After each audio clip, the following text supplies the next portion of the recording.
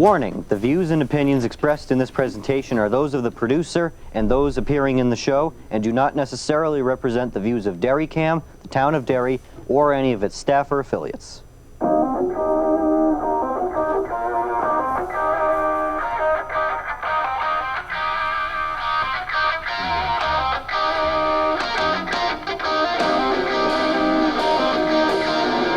Hi, I'm Anthony Henry. Welcome back to America's Ass. We're on episode 47. We finally got some rain today. It has been, incredibly amazing outside for about a month, but we did need some rain, and, we're about 50 days until the election. It's coming up quick. It'll be exciting. It'll probably be frustrating no matter what side you're on, but we're almost there. It's almost over, which I want it to be over, if I'm being honest. But anyway, we have our first ever father-son duo on this show. We've never really had that before. So, please welcome Representative Nick Germana and his son, school board member Dylan Germana. So, please take a minute to introduce yourselves. I'll start with you. Thank you very much for having us, Anthony. Yes, my name is Nick Germana. I am a state representative representing Keene, Cheshire 1, that's District 1 in Keene. I'm running for re-election for the Flotarial District, that's Cheshire 15. And I'm on the Environment and Agriculture Committee, and a lot of my work in my first term has been on dealing with the issue of out-of-state waste. About 50% of what we put in the ground here in New Hampshire comes from out of state, and making sure that we don't add an unneeded landfill up north in a pristine part of our environment. And I also work a lot on education because I'm a college professor, I'm a historian at Keene State, and so educational issues are important to me. I first ran because of the Divisive Concepts Law, which I have co-sponsored a bill repealing the last 2 years, and will be doing so again this fall. So those are when we put in our bills in November. So those are my two main areas around education and the environment. Yeah, and I'm Dylan Germana. I just, as you said, was just elected to my first term on the Keene School Board. Now I'm running for that District 1 seat, actually, that he's holding at the moment for the State House. I'm definitely excited to kind of get to work in the legislature and seeing what I can do to just help improve the life quality of people in New Hampshire right now. We're facing a lot of problems, and kind of what drew me to school board was that divisive concepts, and then looking at we need our educators to be able to teach what they want to teach and be able to kind of give our kids the right education that they need to thrive. And part of that at this day and age is going on a career path like my own, where everything's not about college and it's about developing our workforce in the trades. And other career paths such as that, where you don't need to go to college and spend a lot of money for four plus years. Yeah, so I'll give the first question to you, Dylan. What's it like to be a young person involved in politics in New Hampshire? I know that very well. We have a lot of great people in the State House already, like Valerie McDonald, Jonah Wheeler, soon to be James Tebow, who just won his primary. He's a former guest of the show before he ran. So yeah, it's becoming a bigger thing with younger people like ourselves being involved. Everyone that watches the show knows what I do. So what's that been like? It's been amazing so far. A lot of people are really excited to see that kind of next generation step up and kind of fight for what we believe in. I think the next kind of step in that process is trying to get engagement from our peers across the board, because while a good amount of us now are getting involved and running for seats, we're still not turning out for elections like we need to be. So it's been amazing so far. We do have a lot of great people doing great things right now, but there's definitely a good sense of excitement with myself running for seats, and I'd like to see more of our peers get engaged and turn out to vote. Yeah, definitely. I think when younger people run, I think it's much more likely that the young vote gets out and votes. Definitely. I mean, we just had an article come out like a day or two ago. Valerie and Jonah, I believe they co-wrote it, and Valerie said that plenty of people she knew that were in their early 20s, maybe some were her classmates, they'd never voted before, but they voted for her because they knew her.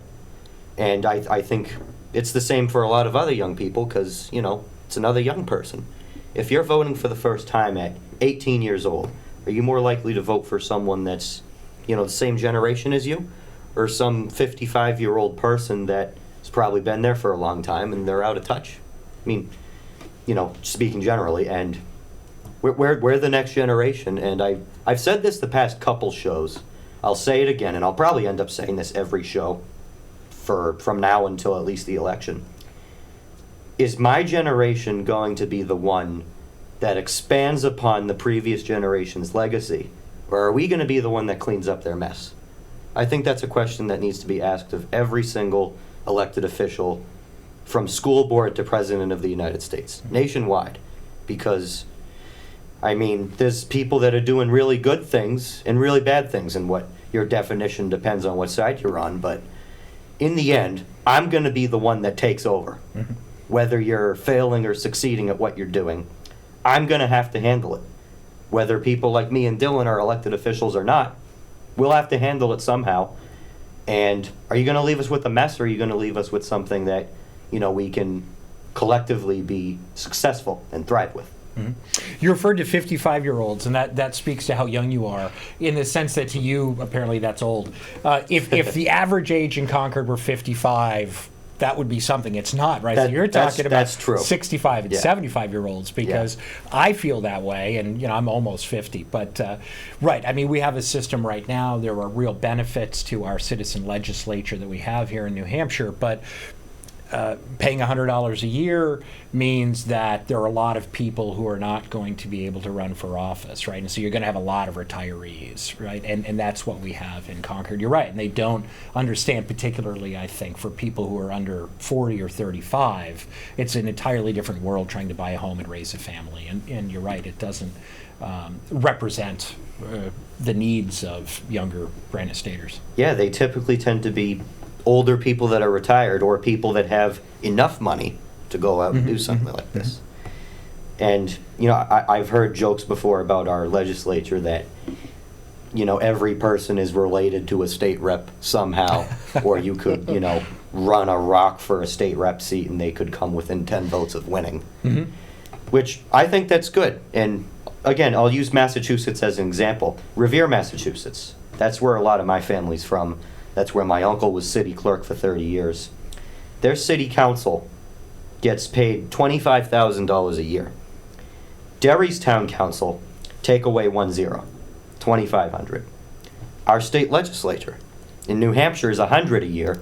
Massachusetts is something like 60-something thousand, I believe. We are really the last true legislature where really anyone can run, make a difference, and still have a life.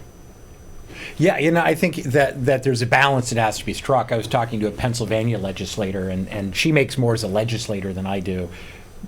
20 years now almost, and I'm a tenured college professor, right? She makes over $100,000 a year as a legislator in Pennsylvania. And in that sense, those legislators are not necessarily very different from members of Congress, right? I mean, in terms of how far removed they are probably from their constituents. I think one of the things to keep in mind is that in New Hampshire, right, that $100 a year was put into the Constitution in the late 19th century, when that was the average annual pay for a farmer, right? So I don't think that legislators should be making a lot of money. It shouldn't be a full-time job, but the idea that this is somehow should be a volunteer position is not consistent clearly with the intent of setting that $100 a year in the late 19th century. I forget which rep, but I know one of the state reps talked to me about presenting a bill to raise it to $10,000 a year. What would you both think about that? Well, we tried to raise it to $5,000 for a biennium this last session, and it got killed. Some Democrats, mainly Republicans, who voted against $5,000, which would be $2,500 per session, per year of the biennium. To me, that kind of thing would be a good start if you looked at even $2,500 per biennium. I've also heard the idea that if you did about $1,000 roughly per month while we're in session, that's about $6,000 per year. If you're trying to defray childcare costs that are very expensive, for example, right now, I think that wouldn't be unreasonable. But I mean, we can't even get to $5,000 over 2 years at this point. Yeah, absolutely. And as a 21-year-old running for this seat, looking at $100 for that paycheck for it, it's tough. I'm going to have my full-time job, which I do love my job, but it's going to be, about 50, 60 hours a week on top of the work that I'm going to be trying to get done in Concord. So anything kind of increase would definitely help kind of offset that, so I could put a little bit more energy and time into kind of crafting up those bills and seeing what we can get done for people across the state.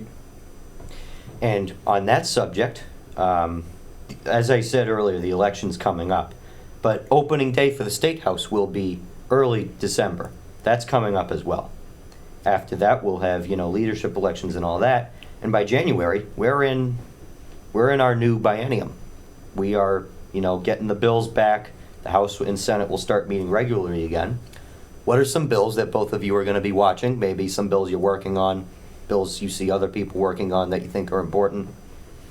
What's going on at the State House? Well, one of the bills that I wanted to talk about, that you and I have spoken about, is a bill that I'm going to put in that would allow municipalities to allow 16-year-olds to vote in municipal elections. And I think that this is a way, when you're talking about engaging young people in voting, and you were talking about, Representative McDonald talking about, the number of her kind of peers who hadn't voted before, hadn't been interested in voting, but you get a young person on the ballot and it gets them excited. I think that if we engage high school students who are taking civics while they're in high school in this process, municipal elections are not partisan elections, right? So this isn't about trying to recruit them as Democrats or as Republicans. They're voting for nonpartisan positions. And it helps to establish the habit of voting, and as well as the civic mindedness. So that's one of the bills that I'll be introducing this session. I've got several, but that's the one within this context of talking with you guys, the one that I'm excited about, because I'd love to see more of this kind of engagement. I think it'll definitely be an important bill. I've talked to several legislators about it on both sides. I think it'll have a great debate. I'm not sure if it'll pass on first try, but I think it'll definitely be one to watch. If we passed it, would we be the first state to pass something like that? That is a good question. I haven't had the time yet to research how prevalent this is across the country. It's not very prevalent. I know it has been, the effort has been made in different places across the country, but I don't know offhand what other states have similar legislation. Yeah, so I think it would be interesting to watch. It would be interesting to see, because I know it would be, each town or city chooses whether or not to allow it. The town would have to vote, whether it be, the council or the voters voting on a ballot. However, it would be interesting to see which towns approve that and which don't. I think that would, if this bill were to pass, I think that would be something I'd watch. Yes, and that is, I think, one of the, we like to talk about local control here in New Hampshire, and I think this would be a really good opportunity to give municipalities the opportunity to make those decisions. Now, Representative McDonald, again, I'll talk with her again. I actually brought this bill to her attention when I was first kind of conceiving of it, and she said that she was opposed to it. She actually doesn't like the idea of high school students being able to vote, but which was a little bit surprising to me because she obviously is someone who has been very engaged herself from a very young age. So it will be an interesting debate, and I think we'll get both Democrats and Republicans on both sides of the issue. I've heard from one person I knew that was opposed to it that an amendment idea they had would be to implement a civics test of some kind to, let's say a 16-year-old wanted to vote, they'd have to pass some sort of civics test to prove they're, I guess, eligible or knowledgeable enough to know what they're voting for. What would you think about that? I'd say, unfortunately, a large percentage of 18-year-old and older voters couldn't pass that test. And I think we decided in this country quite a long time ago that tests as a requirement for voting rights is not consistent with our principles of freedom in this country. Yeah, I actually wouldn't agree with that amendment they had. I think I think there's definitely a lot of 16-year-olds that I know that would be knowledgeable enough, or at least be able to read a ballot and know what they're voting on. I know some that definitely would not know what they're doing, and they can choose to stay home. Mm-hmm. But the people that know what they're doing, I think they'd vote. I really do. As with every bill, it would depend on language. Always. But yeah, I think it's an interesting idea that I definitely want to follow up with. I mean, yeah, that's how I got involved, just paying attention.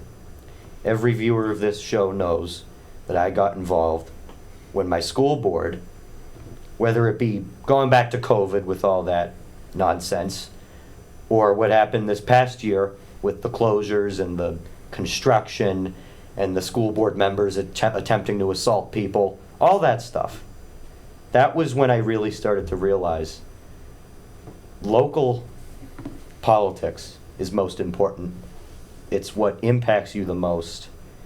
It's easiest to get involved with because sometimes you can literally go knock on your city councilor's door and say, hey, I want to know what's going on with this. And Yeah. I think if people start to realize that more, we'd have much better turnout in elections. People would be much more knowledgeable about what's going on in their town, in the state, in the world, in the country. I think we'd have a more informed nation if people focused on local first and then moved out to state Mhm. and looked at what's going on at the state level with the state house and the governor and all that. And then federal politics. I've said it before on this show. Again, I am not a fan of federal politics. I think most of what goes on in Congress or with the president, whoever it may be at the time, I think it's mostly for show. I think it's a lot of just horseplay and nonsense and cartoons. I think it's just a lot of acting. I'm not a fan of it. Yep. And I think, Dylan, you've an idea for that bill in particular around trying to help out with our career and technical education, right, in terms of helping recruit teachers for our trades. Yeah, looking at especially in Keene and just across, I'm sure, New Hampshire and the country, we're having a tough time trying to staff up our career centers. And I'm sure if you look at trade schools, they're going to be having the same problem. We just need to find ways to get creative and incentivize these workers out in the field to come help train up the next wave of trade skill workers that'll both kind of help ease off the demand for the need of those workers in those fields. And yeah, it's a great opportunity to kind of build our own economy within New Hampshire in those trade fields. I think it would start with districts that have the funding to do so, funding CTE programs. I think Pinkerton, where I go, right down the road, is a shining example of that. We have electrical, we have robotics, we have mechanics, cosmetology, veterinarian science. We have pretty much anything you can think of. I think if we give people, students, the options to take these classes, learn hands-on, and with Pinkerton's case, be able to get some certification while you're still in high school, because the classes are that, high level, that rigorous, that you can get some of that, certification, some of those licenses that you need once you get into the trades, and you get a leg up when you get into trade school. Mm-hmm. I think if more districts did that, we'd have more of that in the workforce. Pinkerton's did it. I know Malvern did it a couple towns over. If we can do that across the state, I think we'd be really well off. Yeah, absolutely. And Keene definitely does have, with the Cheshire Career Center, is definitely offering more of those classes to get people that hands-on training to set them up for good careers once they graduate. It's just the main kind of focus of attack needs to be, how do we incentivize these businesses and these field workers to come into our schools and train up that next wave to work both in their businesses and any startups, and just really build out that field rather than like right now we can't pay enough for these workers to come out of the field. So that's got to be the main point of emphasis, is finding ways around that and to kind of make that not the problem standing in the way. Yeah, that's the problem. Is you've got a lot of demand, for someone in the construction trades, for example, they're going to make a lot more money actually working in the field in the construction trades than they are teaching that. But we can't even begin to address the 60,000 home deficit that we have for housing in this state. Even if everything else were to align the way it needs to, we don't have the workforce to build 60,000 units. And we have this demand of young people who want to take courses in the construction trades. But again, how are you going to incentivize somebody to give up what they're going to make in the field in order to come into a classroom to help train that next generation? Yeah, I think that would be what we'd have to figure out. I don't have the answer to that, but that's why we elect people like you and my dairy reps. And speaking of that, it's been a couple episodes, but we just had a primary in New Hampshire. We had it later than most of the other states. In my opinion, it should be earlier. That's just me. But what were your thoughts on the primary? The results or the process? The results. I was glad it was over. I'm the chair of the Keene Democratic Committee, and our primaries for governor and for the 2nd Congressional District got chippy, and that's okay. Primaries are an opportunity to kind of get the issues out there, and I think that you need to kind of be battle tested, so when you go into the general election. But as somebody whose job it is to bring Democrats together at the local level to support our candidates, what I don't like to see is, candidate A's supporters and candidate B's supporters start chirping at one another, right? Because the day after the primary, you need to be on the same page. And we are, and I'm glad about that. But I'm always glad when the primary is over with, because there is, a tension that you can start to feel at the grassroots level that, I am eager to get past. Yeah, I was glad it was over too. As chair of high school Republicans for the state, I made sure that it was a policy of ours not to support any candidates until after the primary, because I don't want my organization to have any part in that drama whatsoever.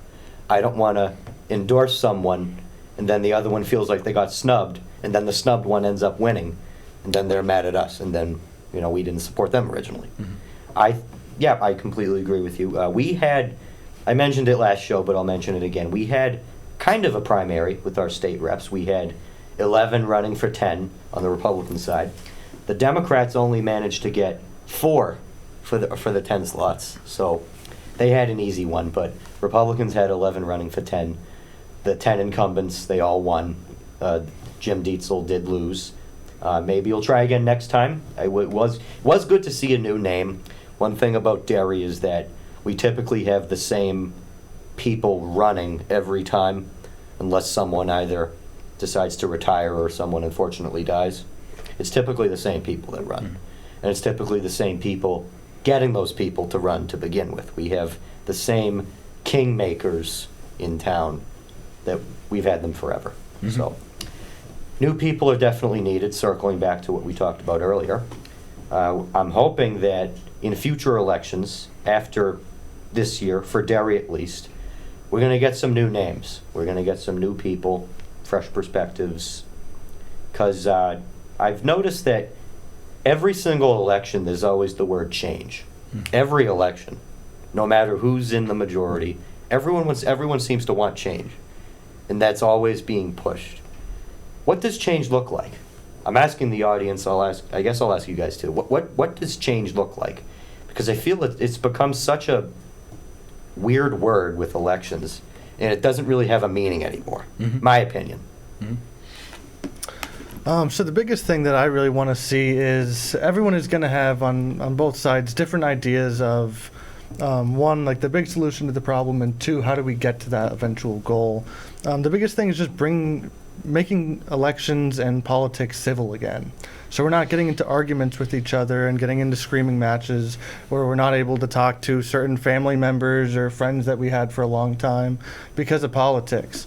So the biggest thing I really want to see is us move past that.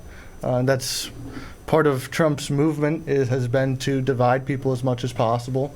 So I really want to see both New Hampshire and then the country in general really kind of unite again and get behind whoever wins in November, and then move forward where we can talk about the problems and it doesn't turn into some big blowout where grenades are getting thrown everywhere. Yeah, and one of the issues, obviously, I've already spoken about to me is I want to see younger folks like you guys. And you talked about Valerie, you talked about Jonah. We've got Heath Howard as a young rep on our side too, and Alessandra Murray, and fresh ideas. You know, in particular, as someone who does a lot of work in the environment, when we're talking about the ability of young people to have their voices heard, right? Thinking about what the climate is going to look like 10 years or 20 years or 30 years from now that weighs much more heavily on your shoulders than it does on older generations, right? And so there are certain issues that are more compelling, I think, to this younger generation that older generations have not had to deal with, at least not to the same extent. And I think that we need to be thinking. That's what the United States used to be about. We used to be this country that, you know, the concept of the frontier and the notion that we were a country that was always looking to the future. President Kennedy in 1961 saying, right, we're going to go to the moon by the end of the decade. And I think that there is too much of the rhetoric about how great the past was, which I'm not denying, but we're not a nation that was ever grounded in the notion. I mean, frankly, Trump recently talked about how great William McKinley was. You know, I've never heard an American president suggest that his path toward the American future is to go back over a century, to go back 120 years. That's not who we are as a country. And so to have young people such as yourselves who are contributing your ideas, I think is going to do a lot more to help us think about where we should be going rather than people who are perhaps a little bit too trapped in the past. And I say that as a historian. So, one thing that I've been meaning to say this on a show for a while, but it's a perfect opportunity today because some of the viewers may have noticed that we typically have Republicans on this show because I am a Republican. Today we have 2 Democrats. In my opinion, and this is something a lot of people think, I don't really think you need to be a moderate to be bipartisan. I think you can be very strong-willed, have your beliefs, and just have just be able to work with someone. It's not about being in the middle on anything. You can, as I said, you can be as strong as you want on whatever, and you should be, because people that are, flaky about everything, what do they stand for? But I think you can be strong and be bipartisan. I think it's a common misconception I see a lot. I'm sure you'll both agree. Absolutely. I'm a Bernie Sanders kind of lefty, but Bernie actually has a long history of being bipartisan. First in the House and then in the Senate. And a lot of the legislation that I work on in the House is bipartisan, particularly around the environment. And there are folks, I was talking with a good friend of mine, Matt Simon, who's from up north, and we're running out of time, but he's a good example of the kind of, I'm pretty far left, he's pretty far right, but we respect each other and we work together. Yeah, definitely. And as you said, we are just about out of time, so feel free to give a closing statement. We'll start with Dylan first. I just wanted to thank you again for having us on. I think that this kind of thing is a great way to both kind of get our peers watching this kind of television and kind of becoming a little bit more engaged bit by bit. And then, as you mentioned, with bringing 2 Democrats on, just the civility and the way we're able to talk about everything is huge. Yes, and again, thank you for having us on. I think there's a great benefit to living in a purple state. I know friends from Connecticut and from Massachusetts who are Democrats, and from their point of view, you're always going to have Democrats in the majority. And I think any state that has a supermajority is probably actually, I don't think that's good for democracy. I think that living in a purple state actually is a really great opportunity for us to engage in kind of grassroots politics that can get past kind of the partisan divides that are so prominent elsewhere. Yeah, I agree. And one more thing before we end. If you're not registered to vote, do that. If you live in Derry, contact our clerk, Tina Guilford, contact our town moderator, Dave Nelson, or just stop in and talk to one of our clerks. They'll be happy to help. Because, again, no matter what side you're on, we need change, which we mentioned. So go vote. I'm Anthony Henry. This has been America's Ass. Thank you for watching.